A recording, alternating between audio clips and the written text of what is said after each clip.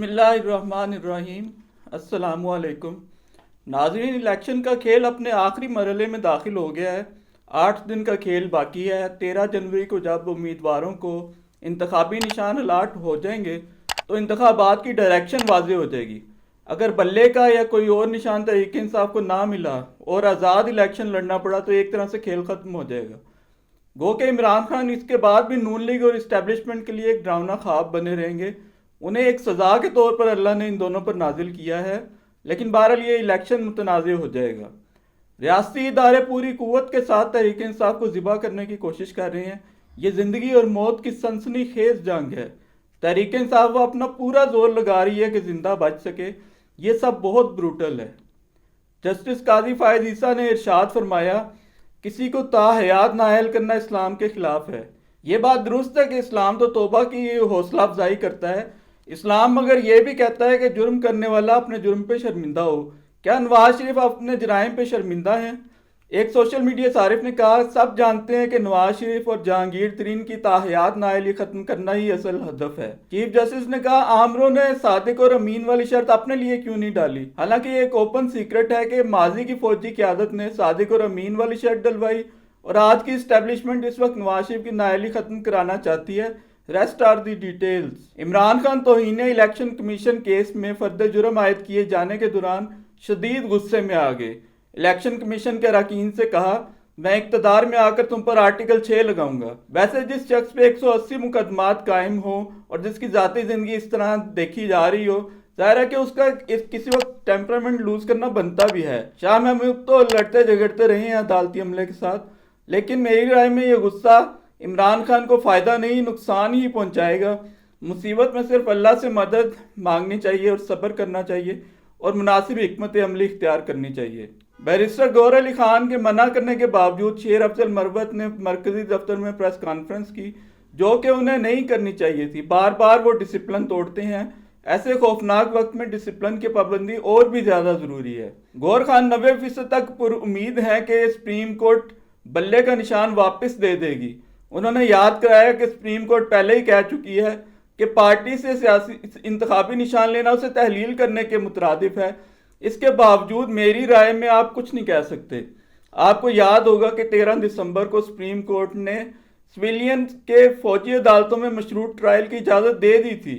یہ پاکستان ہے، یہاں کچھ بھی ہو سکتا ہے۔ پشاور ہائی کورٹ کے چیف جسٹس محمد ابراہیم خان کو سوشل میڈیا سراہ رہا ہے کہ شکار کرتے ہوئے ریاستی اداروں کے خلاف زرتاج گل کو انہوں نے ضمانت دی، انہیں تحفظ دیا، جو ہماری روایات کے مطابق ہے۔ لیول پلینگ فیلڈ کی پی ٹی آئی کی درخواست پر سپریم کورٹ نے کہا کہ عدالتیں جمہوریت اور عام انتخابات کے لیے ہر سیاسی جماعت کے پیچھے کھڑی ہیں۔ عدالتیں اگر سیاسی جماعتوں کے پیچھے کھڑی ہوتی تو عملاً کیا اس وقت ریاست تحریک انصاف کو ذبح کرنے میں کامیاب ہوتی؟ چیف جسٹس نے کہا، 2013 کے الیکشن میں بھی آپ نے وقت ضائع کیا، ٹھوس الزام نہ نکلا، یعنی تحریک انصاف نے 2013 میں بھی وقت ضائع کرایا۔ چیف جسٹس بار بار ذوالفقار کھوسہ سے ناگواری سے گفتگو کرتے رہے۔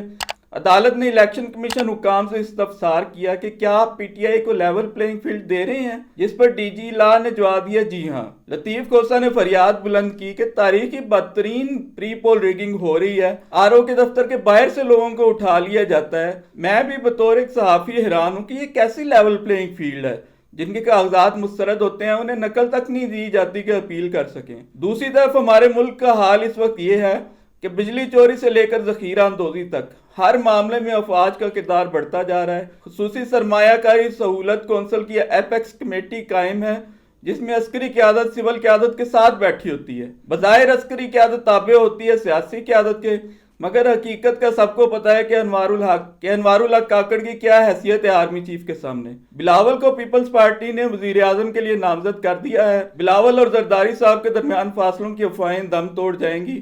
آپ کو یاد ہوگا کہ مریم نواز نے ثنا بچہ کے پروگرام میں کہا تھا کہ میری لندن تو کیا پاکستان میں بھی کوئی پراپرٹی نہیں ہے، میں اپنے والد کے گھر میں رہتی ہوں۔ لاہور میں اب ان کی 84 کروڑ روپے کی پراپرٹی اس وقت ڈکلیئرڈ ہے۔ کیا اتنا بڑا جھوٹ بول کر بھی وہ صادق اور امین ہے؟ نون لیگ اور پیپلز پارٹی میں ظاہری بیان بازی کے باوجود کراچی میں شہباز شریف اور لاہور میں بلاول بھٹو کو منتخب کرانے کے لیے سیٹ ایڈجسٹمنٹ پر دونوں جماعتیں بات کر رہی ہیں۔ این اے 242 کراچی سے شہباز شریف لڑ رہے ہیں، NA 127 لاہور سے بلاول کہتے ہیں کہ چیمے تے چٹھے خان ویلے وکھو وقت لڑن ویلے کٹھے۔ وفاقی وزیر مذہبی امور انیق احمد نے کہا ہے کہ پاکستان میں تمام اقلیتیں محفوظ ہیں، بھارت میں غیر محفوظ ہیں۔ الیکشن کے پس منظر میں ان کی خدمت میں عرض یہ ہے کہ پاکستان میں اقلیتیں ہیں تو کیا سیاسی پارٹیاں بھی محفوظ نہیں؟